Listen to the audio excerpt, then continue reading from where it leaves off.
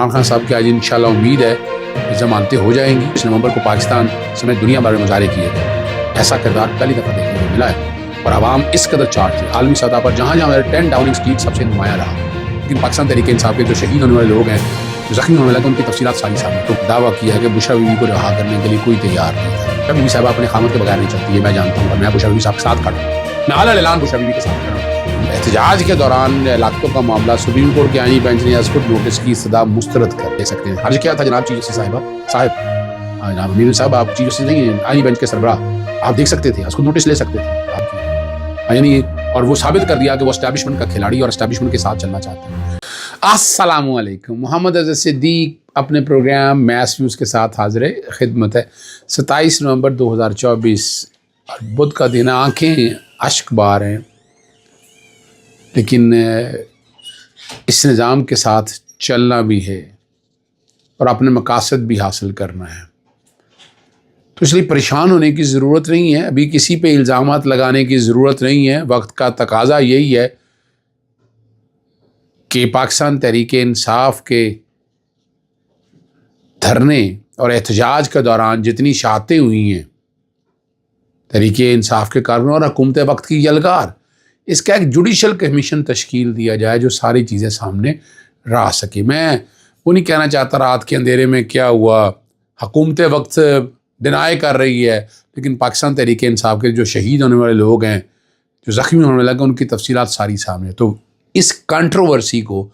حل کرنے کا طریقہ سپریم کورٹ بار ایسوسی ایشن نے بھی کہہ دیا، ورنہ سپریم کورٹ بار ایسوسی ایشن نے تو ابھی علی امین گنڈاپور اور محسن نقوی کے استعفے کا مطالبہ بھی کر دیا ہے۔ اور یہ تو ایک حقیقت ہے کہ جس طریقے سے یہ ڈیل کیا گیا نا، یہ کوئی طریقہ نہیں تھا۔ مہذب قوموں میں ایسا نہیں ہوتا، احتجاج کو اس طرح ڈیل نہیں کیا جاتا جس طرح ڈیل کیا گیا ہے۔ اگلی جو بڑی خبر ہے، عمران خان صاحب کی آج انشاءاللہ امید ہے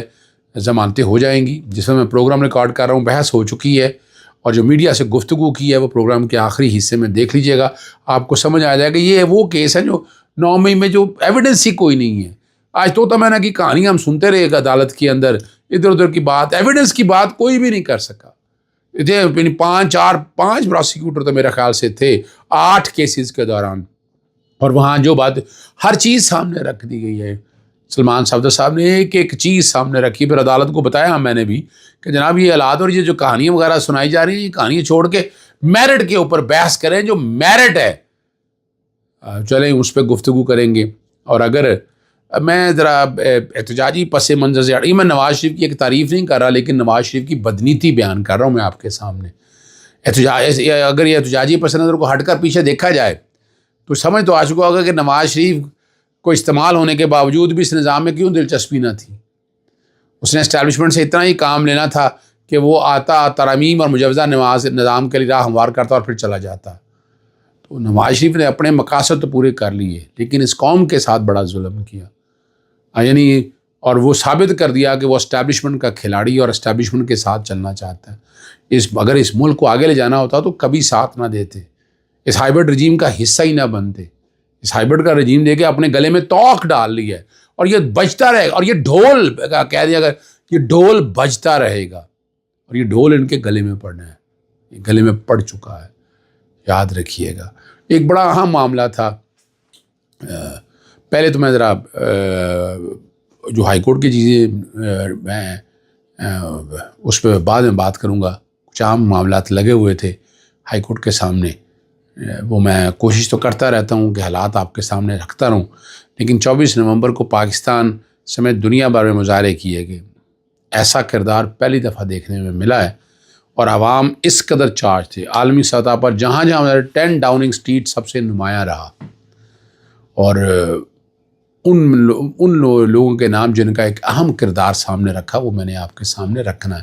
دیکھیں میں 9 مہینے رہ گیا ہوں، پاکستان تحریک انصاف UK میں کئی ڈفرینسز ہیں، مختلف گروپس کے حوالے سے آپس میں معاملات چلے آتے ہیں، الیکٹو باڈی بھی ہے، کچھ اور کام کرنے والی، لیکن میں سبھی کی تعریف کرتا ہوں۔ لیکن اس 10 ڈاؤننگ اسٹریٹ 10 کے احتجاج کے حوالے سے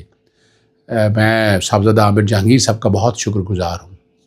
انہوں نے موبلائز، موٹیویٹ کیا پوری ٹیم وہاں پر، اور میں اگر پہلے مانچسٹر کا ذکر کر دوں،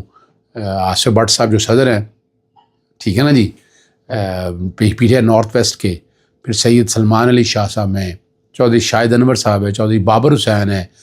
عدیل اشرف ہیں، ہمارے دوست ہیں، بھائی ہیں، اخلاق احمد وڑائچ ہیں، عثمان رضا وڑائچ ہے، غضنفر علی، ڈاکٹر کمران آفتاب احمد، ڈاکٹر اندلیب یونس، ربینہ اقبال، صنوبر کامران، اسد خان، انتظار بٹ، فرحان ملک بھائیوں کی طرح سے ہے، صاحبزادہ، اور وہاں ساتھ ساتھ جہاں زیب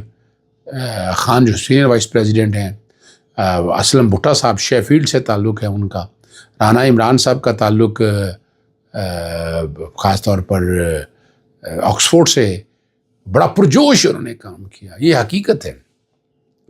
مجھے ماننا پڑے گا۔ انس رانا ہے، بڑی زبردست ٹیمیں مینج کی تھی، پھر فخر اقبال ہیں ڈنڈی سے، ہمارے دوست خالد صاحب ہیں، اور بہت سے دوست احباب ہیں، میں سب کے نام نہ لوں لیکن یہ ایک تاریخ رقم کر دی ہے۔ اور اب الزامات لگا رہے ہیں، اعزاز سعید نے دعویٰ کیا کہ بشرا بی بی کو رہا کرنے کے لیے کوئی تیار نہیں تھا، لیکن وزیر اعلیٰ پنجاب مریم صفدر نے بی بی کی رہائی سے متعلق سفارش کی تھی۔ اب یہ ذرا سن لیجیے گا، اور یہ حیران کن بات ہے بھئی، خدا را کوئی جھوٹ بھی بولنا ہو تو اتنا جھوٹ بولے نا۔ تھا کیس کیا تھا مجھے یہ بتائیے، آپ ہائی کورٹ میں الزام لگا رہے ہیں نا، ہائی کورٹ میں الزام لگا رہے ہیں، کیس تھا کیا، وہ توشہ خانہ ہے کیا؟ اور عدت کا کیس بریت بنتی تھی، کیسے بریت نہیں بنتی تھی؟ یار خدا را آپ اتنا تو نہ چیزوں کو ایگزریٹ کریں، چیزوں کو اتنا تو نہ خراب کریں، حالات اور واقعات سچ بتایا کریں، سچ بتا کے ہی بہتری ہے، قوم تبھی آگے چلتی ہے، اس طرح نہیں معاملات چل سکتے۔ بیرسٹر سیف کے بارے میں آپ باتیں بڑی واضح ہو رہی ہیں کہ کس سائڈ پہ کھیل رہے ہیں، اور انہوں نے کہا کہ عمران خان سنجانی کے راہ کے لیے تیار تھے مگر بشرا بی بی نے انکار کر دیا۔ اب یہ جو بتا رہے ہیں، جو باتیں کہہ رہے ہیں نا، یہ حیران کن ہے۔ بشرا بی بی صاحبہ اپنے خامد کے بغیر نہیں چلتی، یہ میں جانتا ہوں، اور میں بشرا بی بی صاحب کے ساتھ کھڑا ہوں، میں اعلیٰ اعلان بشرا بی بی کے ساتھ کھڑا ہوں کہ بشرا بی بی نے جس طریقے سے احسن طریقے سے سارے معاملے کو، یہ اب چھوڑیں کیا ہوا کیا نہیں ہوا، کیا عادت نہیں پہنچ سکی آپ کے سامنے، مجھے نام لینے کی ضرورت نہیں ہے، یہ حقیقت ہے، اور ہم یہاں جنگ لڑ رہے ہیں آپ کے سامنے ہیں، ہم کوئی احسان نہیں کر رہے ہیں، لیکن بشرا بی بی کھڑی ہیں، کھڑی تھی، کھڑی ہیں اور کھڑی رہیں گی۔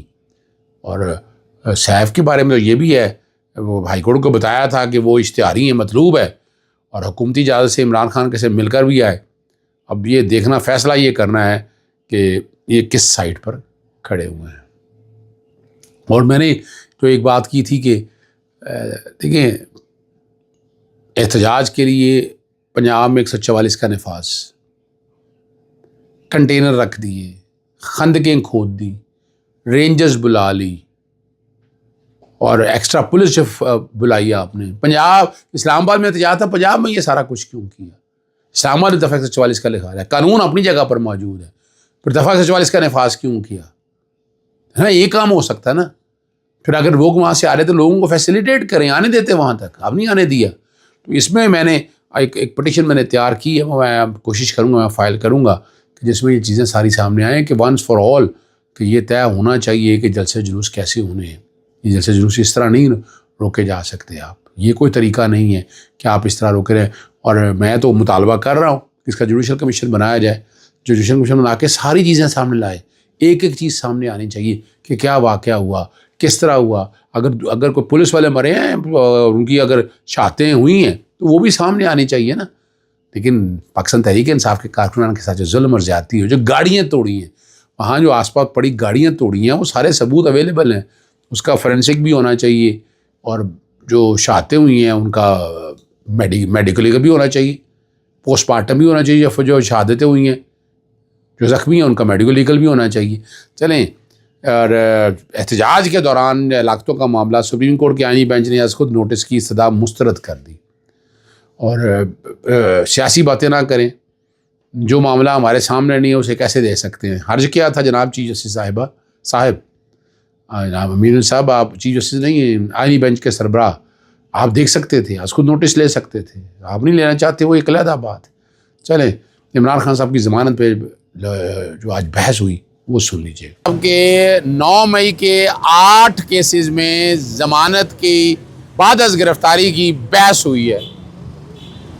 عدالت کے سامنے تمام پرانے آرڈرز اور باقی چیزیں ساری رکھ دی گئی ہیں، اور جو بیانات بدلتے رہے ہیں، ایک کہانی سے دوسری کہانی، دوسری سے تیسری کہانی، میں کوئی طوطا مینا کی کہانی نہیں کہہ رہا، یہ جو کہانی ہے وہاں ساری تھی وہ ساری بیان کی گئی، اور بتایا گیا کہ کوئی ایویڈنس نہیں ہے۔ عمران خان صاحب نے باقاعدہ جو ہے مذمت کی، سپریم کورٹ کے سامنے پیش ہوئے، وہ آرڈر ساتھ لگایا، اور اس سے قبل جو بشرا صاحبہ کو اس میں انوالو کرنے کی کوشش کی، اس میں ڈسچارج کی ہوئی، اور پھر یہی کیسز کے حوالے سے جو پہلے ریمانڈ دیا گیا 12 کیسز کا،